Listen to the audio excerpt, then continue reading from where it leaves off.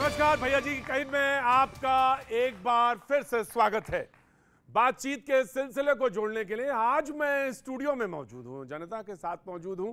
आप ये सोच रहे होंगे कि स्टूडियो में क्यों, ये कभी कभी बात जो है स्टूडियो के अंदर से भी होती रहनी चाहिए, राब्ता कायम रहना चाहिए। और जो मेहमान हमारे साथ हैं उनसे आपका परिचय भी कराऊंगा, और जो हमारी जनता बैठी है उसका भी बहुत बहुत शुक्रगुजार हूं मैं। Thank you so much. वैसे स्टूडियो के अंदर बैठी हुई जनता भी बहुत अच्छी लगती है मुझे, लेकिन यकीनन सब बातचीत का सिलसिला जोड़ेंगे। प्रधानमंत्री ने नीति आयोग की बैठक में एक बात कही जो बहुत महत्वपूर्ण है।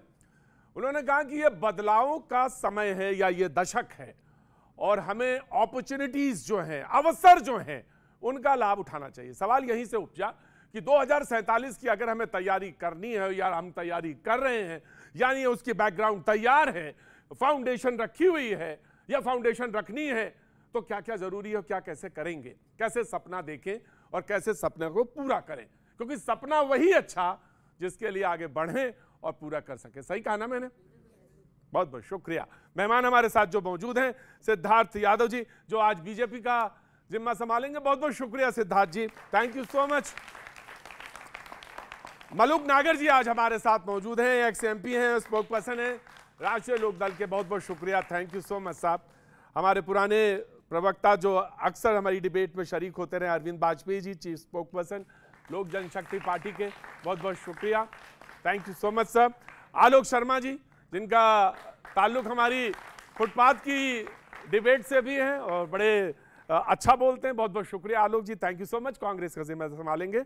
और अखिलेश कटियार जी, समाजवादी चेतना के समाजवादी प्रवक्ता हमारे साथ मौजूद हैं, बहुत बहुत शुक्रिया, थैंक यू सो मच जी। वैसे तो मैं प्रधानमंत्री की बात को मैंने रख दिया, लेकिन राहुल गांधी ने भी लोकसभा में भी बोला इस बात को कि चक्रव्यूह देखा है, पद्मव्यूह उसका एक जो उदाहरण है वो पद्मव्यूह है।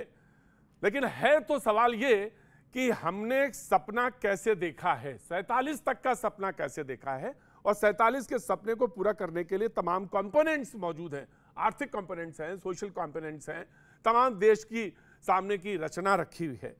तो सबसे पहले मैं ये जानना चाहूंगा कि कांग्रेस के आलोक जी से ही मैं शुरुआत करना चाहूंगा। आलोक जी, मैं शुरुआत करूं आपसे।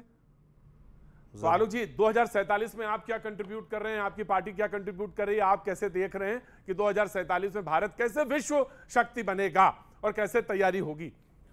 देखिए, मैं समझता हूं कि देश को विश्व शक्ति बनना चाहिए और उसके लिए तमाम आधार भी होने चाहिए।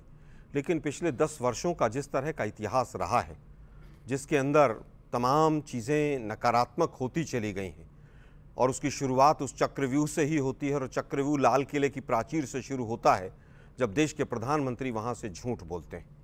जब झूठ बोलकर देश के प्रधानमंत्री आगे बढ़ते हैं, जब देश के प्रधानमंत्री देश को हिंदू मुसलमान में 80-20 में ईदगाह और तमाम चीज़ों में बांटने का प्रयास करते हैं, तो वहीं से शुरुआत होती है।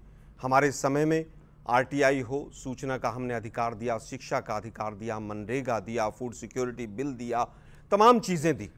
लेकिन उसके बाद 10 वर्षों में केवल और केवल देश के अंदर विभाजन की नीति रही, चाहे वो अर्थनीति हो, चाहे विदेश नीति हो, चाहे सामाजिक नीति हो। आज बीजेपी के ही तमाम लोग कह रहे हैं, एक विधायक, पूर्व विधायक, उन्होंने कहा कि इतना भ्रष्टाचार हमने कभी नहीं देखा। आज पुलिस ही पुलिस को भ्रष्टाचार के आरोप में अरेस्ट करती हुई चली जा रही है। पुल जो हैं वो तमाम गिरते चले जा रहे हैं, रेल के हादसे लगातार बढ़ते चले जा रहे हैं।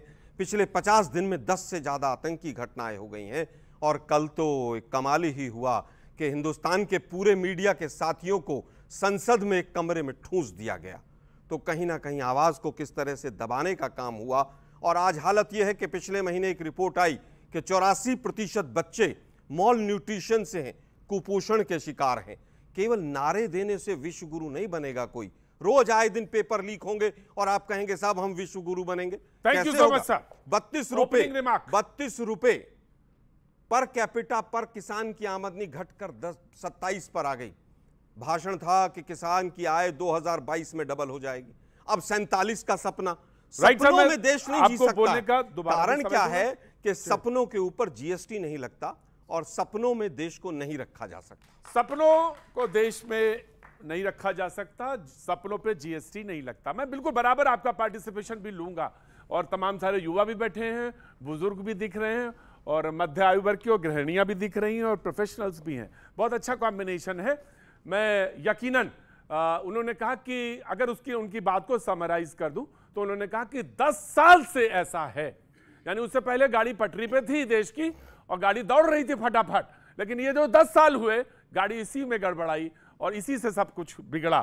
तो मैं आपके ऊपर बाद में आऊंगा, लेकिन बीजेपी का ओपनिंग रिमार्क जी।